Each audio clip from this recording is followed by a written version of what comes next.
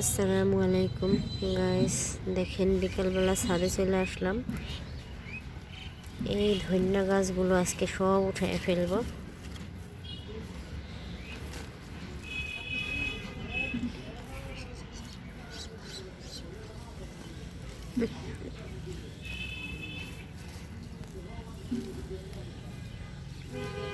দেখেন ধনিয়া শাকগুলো এত সুন্দর দেখার মতো, মাশাল্লাহ। কিন্তু সব উঠায় ফেলতে হবে, কারণ ধনিয়া গাছগুলো বড় হয়ে গেছে, আর বেশি বড় হলে খাইতে ভালো লাগবে না, এই কারণে উঠায় ফেললাম।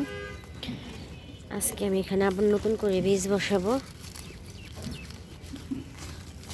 এই যে দেখেন বীজ নিয়ে আসছি, এগুলো ধনিয়ার বীজ, আর এগুলো হচ্ছে পালং শাকের বীজ।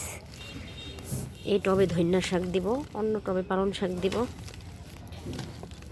দেখেন কতগুলো হয়েছে ধনিয়া পাতা, আর এত সুন্দর সবুজ, একেবারে টাটকা।